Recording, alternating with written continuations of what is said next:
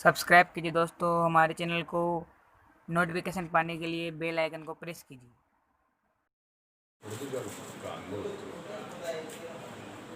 आज का हमारा टॉपिक है जैव प्रक्रम।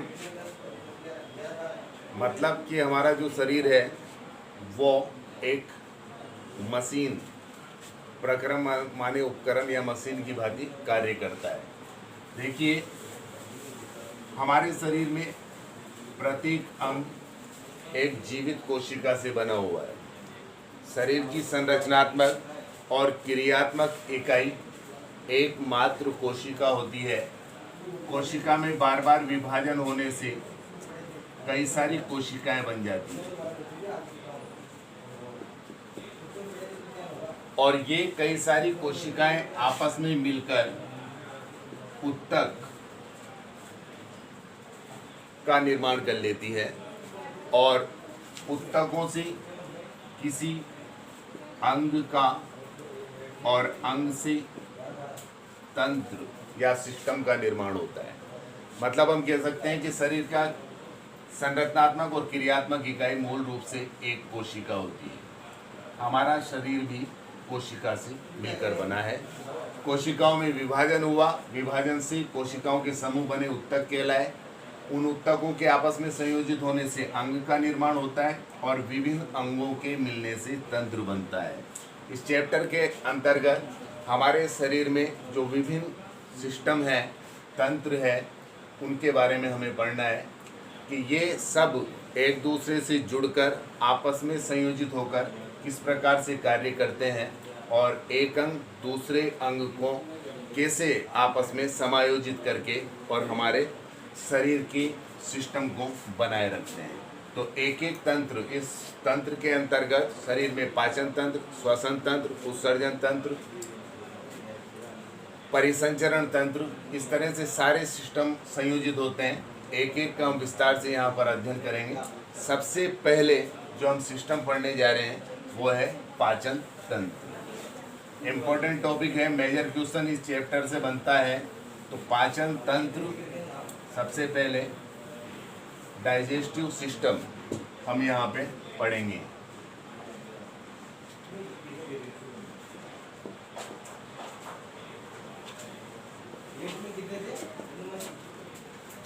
देखिए, मानव पाचन तंत्र की यदि हम बात करें तो मनुष्य का पाचन तंत्र कुंडलित नलिकाकार संरचना के रूप में होता है, जो कि मुख गुहा या मुख से प्रारंभ होता है और रेक्टम, मलाशय जिसे हम कहते हैं, वहाँ पर जाके ये समाप्त होता है।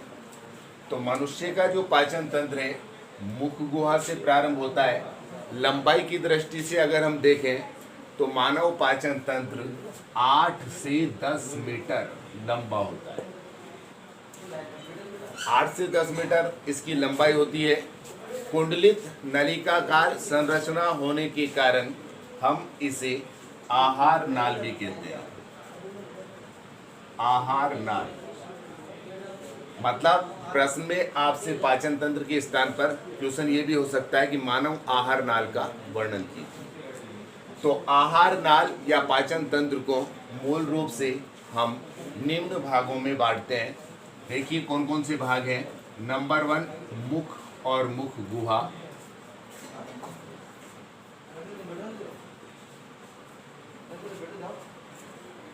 नंबर 2 ग्रसनी। नंबर 3 ग्रास नाल। नंबर 4 आमाशय, स्टोमच। नंबर 5 छोटी आंत्र। नंबर 6 बड़ी आंत्र। और इसी का एक भाग है रेक्टम या मलाशय। इन प्रमुख भागों में बांटकर हम मानव पाचन तंत्र का विस्तार से अध्ययन करते हैं। तो ये तो संरचना की दृष्टि से अलग अलग भाग हैं। मुख और मुख गुहा है, ग्रसनी है, ग्रासनाल है, आमाशय, छोटी आंत, बड़ी आंत और रेक्टम या मलाशय। हमारे पाचन में सहायता करने वाली 3 ग्रंथियां भी प्रमुख रूप से हमारे अंदर होती हैं। नंबर 1 है लार ग्रंथि,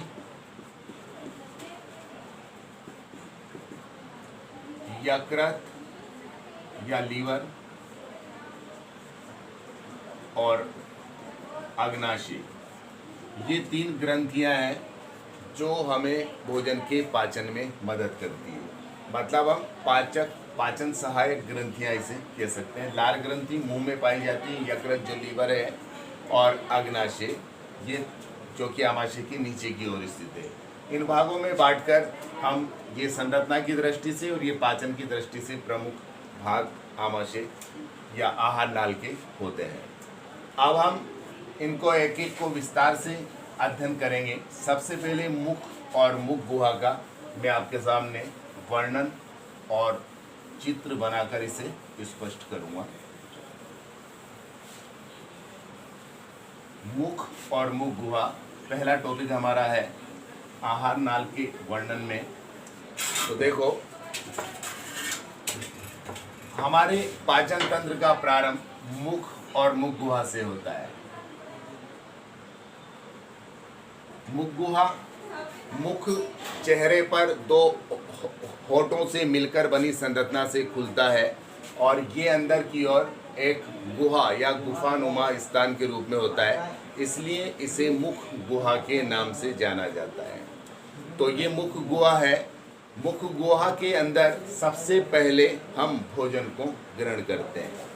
जैसे ही भोजन मुख गुहा में प्रवेश करता है तो मुख गुहा के बाद ये यहीं पर भोजन दांतों की सहायता से महीन पीसा जाता है। हमारी मुख गुहा में मुंह में 4 प्रकार के दांत पाए जाते हैं। संख्या की दृष्टि से देखें तो एक मनुष्य में 32 दांत होते हैं। उनको हमने 4 भागों में बांटा है, इंसीजर, केनायन, प्रीमोलर और मोलर। इन 4 भागों में हमने दांतों को बांट दिया है और ये दांत भोजन को महीन पीसकर चूर्णित अवस्था में या उससे भी महीन बारीक अवस्था में पीसने का कार्य करते हैं। हम किसी भी प्रकार का भोजन करेंगे उसको ये महीन पीसने का कार्य करते हैं। यहीं पर एक मांसल संरचना हमारे दोनों जबड़ों के बीचों बीच होती है, वो होती है जीभ, जो कि जीवा फ्रेनुलम नामक संरचना से निकली होती है। मांसल संरचना है और ये जीभ हमारे भोजन को अदला बदली करने में मदद करती है, दांतों की सहायता से अच्छे से पीसने में मदद करती है। इसके बाद देखो कि यहाँ पर जब दांतों की सहायता से भोजन को महीन पीस लिया जाता है तो ये हमारे दूसरे भाग ग्रसनी में प्रवेश करता है। ग्रसनी एक तरह से हम देखें मुख गुहा का अंतिम भाग है और हम कह सकते हैं कि ग्रासनाल का प्रारंभिक भाग है। ग्रसनी में एक यू आकार की लटकी हुई संरचना पाई जाती है। इसे घाटी ढक्कन या घाटी द्वार कहा जाता है। ये संरचना बड़ी महत्वपूर्ण संरचना है। जब हम भोजन करते हैं और भोजन को मुंह में आहार नाल में जाने देते हैं तो ये संरचना जो है एपिग्लोटिस, ये श्वास नली को बिल्कुल बंद कर लेती है और जैसे ही ये श्वास नली को बंद कर लेती है तो श्वास नली से भोजन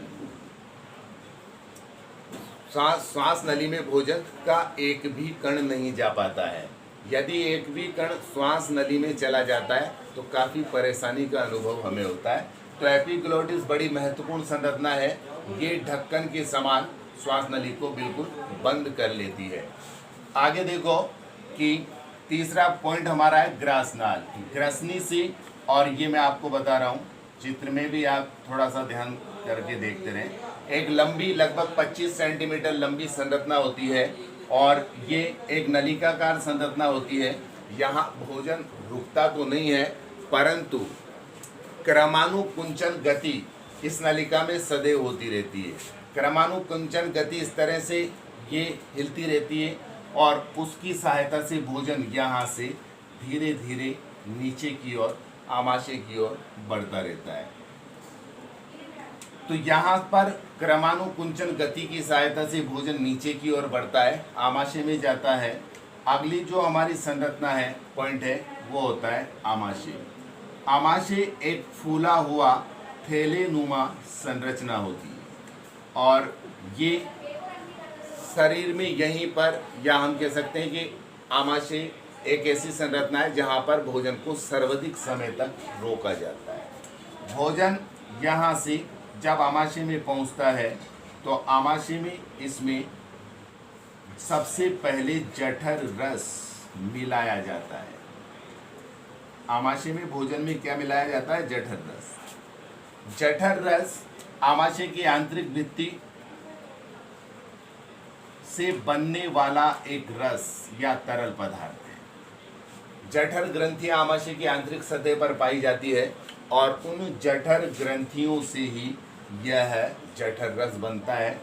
जठर रस में मुख्य रूप से HCl हाइड्रोक्लोरिक एसिड पाया जाता है और इसकी pH का मान 1.2 होता है। मतलब एक तरह से प्रबल अम्ल होता है और किसी भी प्रकार के भोजन को ये यहाँ पर लेई के समान कर देता है, मतलब गलाकर और जैसे लेई होती है उस समान करने में मदद करता है। इसीलिए यहाँ पर भोजन काफ़ी समय तक रुकता है। जब तक भोजन लेई के समान नहीं गलता है तब तक भोजन यहीं पर स्थित रहता है। भोजन पूर्ण रूप से यहाँ पर अम्लीय हो जाता है और पूरी तरह से गल जाता है। इस प्रकार गले हुए भोजन को काइम कहा जाता है। प्रश्न 1 नंबर में पूछा जाता है कि काइम किसे कहते हैं? ऐसा भोजन जिसमें अम्ल मिलने से वो पूर्ण रूप से गल जाता है, ऐसे भोजन को हम काइम कहते हैं। तो आमाशय में भोजन जब पूरी तरह से अम्लों की सहायता से, अम्लों के मिलने से गल जाता है, इस प्रकार के भोजन को हम काइम कहते हैं। आगे देखिए कि यहीं पर जब भोजन गल जाता है, आमाशय में 3 प्रकार के एंजाइम्स छोड़े जाते हैं। ये एंजाइम्स भोजन को पचाने में मदद करते हैं। आमाशय में पेप्सिन, रेनिन और लाइपेज नामक एंजाइम छोड़े जाते हैं। पेप्सिन प्रोटीन का, रेनिन दूध का। छोटे बच्चों में मुख्य रूप से होता है कि दूध का पाचन करने के लिए कौन सा एंजाइम है? वो है रेनिन। और लाइपेज वसा को पाचन करने का काम करता है। तो आमाशय में जठर रस के अतिरिक्त पेप्सिन, रेनिन और लाइपेज नामक एंजाइम भी छोड़े जाते हैं। ये तीनों एंजाइम भोजन के पाचन में मदद कर देते हैं और भोजन में से वसा और मुख्य रूप से प्रोटीन का पाचन करते हैं। छोटे बच्चों में रेनिन की सहायता से दूध का पाचन किया जाता है। इसीलिए जब छोटे बच्चे, ऐसे बच्चे जो पूर्ण रूप से अपनी माँ की दूध पर निर्भर होते हैं, उन बच्चों में ये बड़ा एक्टिव होता है और बार बार बच्चे अपनी माँ से दूध पीते रहते हैं। तो क्योंकि उनमें पाचन की क्रिया तीव्रता से होती है, रेनिन शीघ्रता से भोजन को या उस दूध को पचाने में मदद करता है। तो इस तरह से ये हमारे आमाशय वाला भाग हुआ है। आमाशय में भोजन का इस तरह से पाचन होता है। आमाशय में भोजन यहाँ पर सर्वाधिक समय इसीलिए एकत्रित होता है। इसके बाद अगली जो संरचना आती है वो है छोटी आंत्र। छोटी आंत्र आमाशय से जुड़ी हुई एक लंबी और आमाशय से जुड़ने वाली सबसे लंबी या पाचन तंत्र की सबसे लंबी संरचना है। एक स्वस्थ व्यक्ति में इसकी लंबाई 5 से 7 मीटर है। प्रारंभिक भाग यू आकार का, ये आमाशय है और आमाशय से जुड़ा हुआ ये यू आकार है। इस यू आकार वाली संरचना को ग्रहणी कहते हैं। ग्रहणी वाला इसका भाग है छोटी आंत्र का, या प्रारंभिक भाग छोटी आंत्र का ये है और यहीं से ये प्रारंभ होती है। यहाँ पर एक तो देखिए इसके नीचे, आमाशय के नीचे की ओर एक छोटे से गुब्बारे के समान संरचना है जो कि अग्नाशय कहलाती है। अग्नाशय से इसी भाग में अग्नाशय रस छोड़ा जाता है और आमाशय के थोड़ा सा ऊपर की ओर इस तरह से एक फूली हुई संरचना पाई जाती है, वो है यकृत या लीवर। ये भी यहीं पर अपने पित्त रस को छोड़ने का काम करता है। तो इस तरह से आमाशय एक ऐसी आमाशय से जो यू आकार की जो संरचना है ग्रहणी, वो एक ऐसी संरचना है जिसमें अग्नाशय से अग्नाशय रस छोड़ा जाता है और लीवर या यकृत से पित्त रस छोड़ा जाता है। तो ये इसका प्रारंभिक भाग है। इसके बाद भोजन यहाँ से छोटी आंत्र जो अत्यधिक लंबी होने के कारण कुंडलित अवस्था में होती है उसमें छोड़ दिया जाता है, और जब भोजन कुंडलित आहार नाल या छोटी आंत्र में छोड़ा जाता है तो यहाँ पर भोजन धीरे धीरे क्रमानुकुंचन गति के कारण आगे बढ़ता है, और यहाँ पर क्योंकि यकृत से जो पित्त रस छोड़ा गया है वो पित्त रस भोजन को क्षारीय माध्यम में बदल देता है। ध्यान रखने वाली बात है, आमाशय में भोजन अम्लीय माध्यम में होता है और जैसे ही छोटी आंत्र में भोजन प्रवेश करता है उसका माध्यम चेंज हो जाता है, अब वो क्षारीय माध्यम में बदल जाता है। क्षारीय माध्यम में भोजन को परिवर्तित करने का कार्य लीवर या यकृत द्वारा छोड़ा गया पित्तरस होता है। यहाँ पर ये एक थैलीनुमा संरचना होती है जिसमें यकृत से बना हुआ पित्तरस एकत्रित रहता है।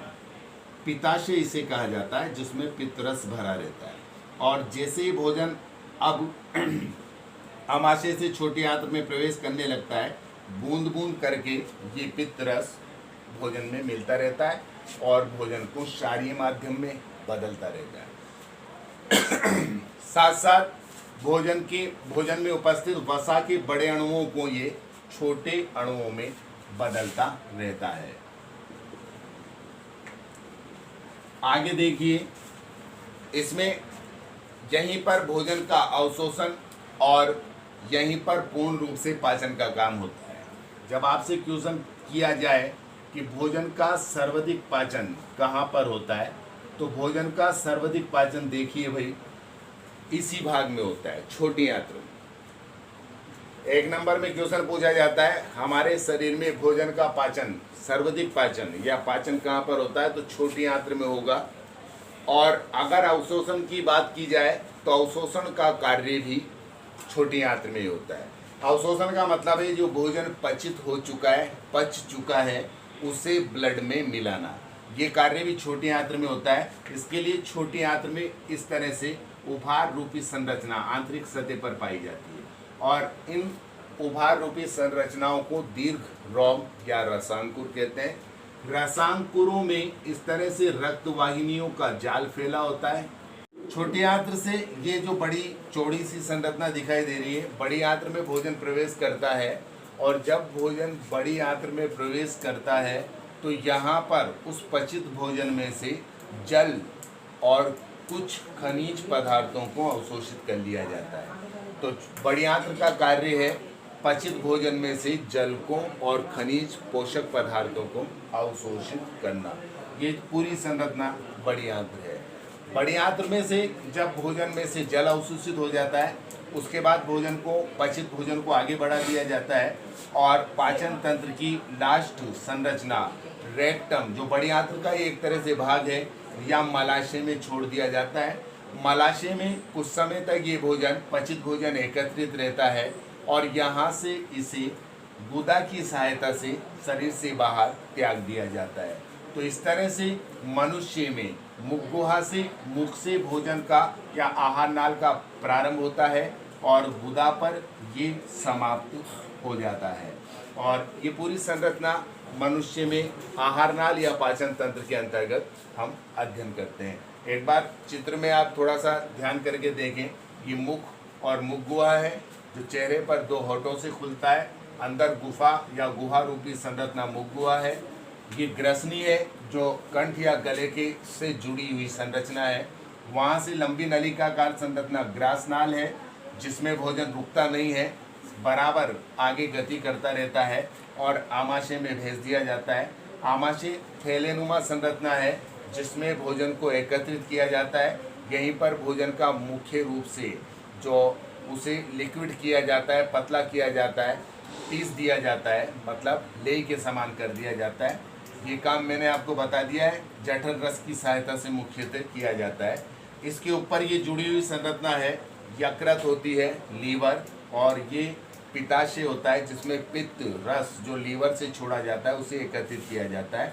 ये अग्नाशय है, और अग्नाशय और यकृत दोनों जो ये ग्रहणी नामक संरचना है, छोटी आंत्र का प्रारंभिक भाग, इसमें अपने रस बने हुए पदार्थों को छोड़ती है।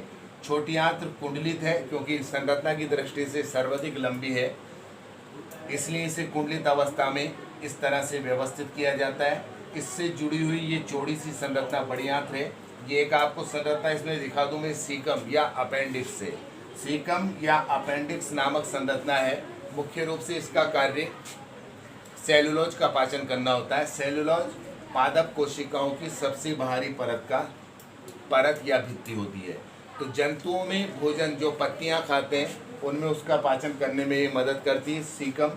मनुष्य क्योंकि पत्तियों पर डिपेंड नहीं है, पचा के या मतलब मनुष्य जो भोजन को बना करके भोजन करता है, तो सेलुलोज लगभग समाप्त होने के बाद हम खाते हैं, इसलिए ये भाग हमारे अंदर काम में नहीं आता है। और कई बार ये भाग, ये जो संरचना है वो दर्द करने लग जाती है।